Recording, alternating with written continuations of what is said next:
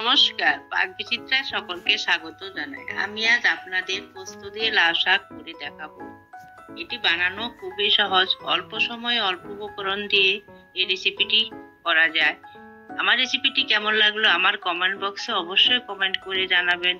আর এই ধরনের নতুন নতুন রেসিপি পেতে হলে আমার চ্যানেলটি সাবস্ক্রাইব করতে ভুলবেন না। আর নোটিফিকেশন পেতে হলে বেল আইকনটি অবশ্যই প্রেস করে দিবেন। পাশে থাকার জন্য ধন্যবাদ।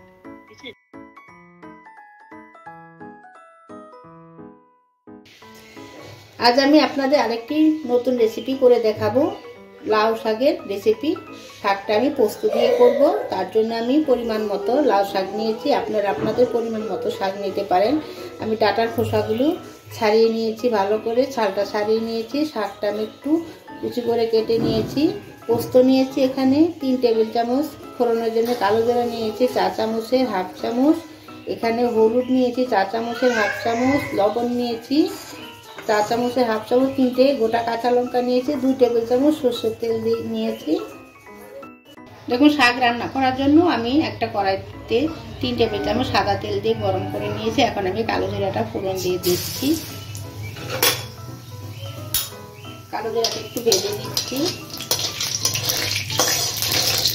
15 সেকেন্ডের মতো।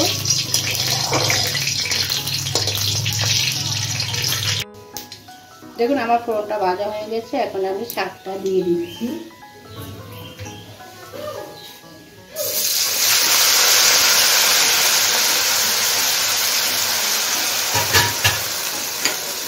সঙ্গে নুন হলুদও দিয়ে দিচ্ছি। এখানে নুনটা আপনাদের স্বাদ অনুযায়ী দেবেন।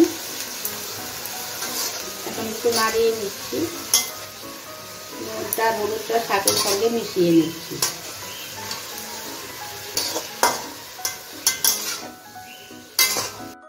দেখুন, এখন আমি গ্যাসটা মিডিয়ামে রেখে 2 থেকে 3 মিনিট শাকটাকে একটু রান্না করে নিচ্ছি। দেখুন, মিক্সিতে আমি এখন পোস্তটা পেস্ট বানিয়ে নিব। তার জন্য পোস্ত মিক্সিতে নিয়ে নিচ্ছি। 3টে কাঁচা লঙ্কা নিয়ে নিচ্ছি। অল্প একটু জল দিয়ে দিচ্ছি। এখন একটা পেস্ট বানিয়ে নিব।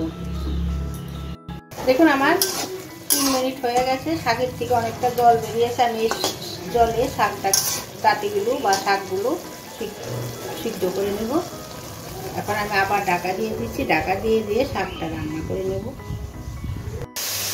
দেখুন, আমার শাকের জলটা সম্পূর্ণ শুকিয়ে গেছে। আমার যে শাকের ডাঁটি চারটা দিয়ে দিয়েছি, দেখুন নরম হয়ে গেছে।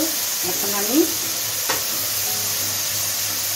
গ্যাসটা কিন্তু আমার মিডিয়ামে আছে। এখন আমি পোস্তটা দিয়ে দিচ্ছি। এখানে পোস্ত আর কাঁচা লঙ্কা দুটো পেস্ট করে নিয়েছি। এখন এটাকে ভালো করে মিশিয়ে 1 মিনিটের মতো রান্না করে নিচ্ছি।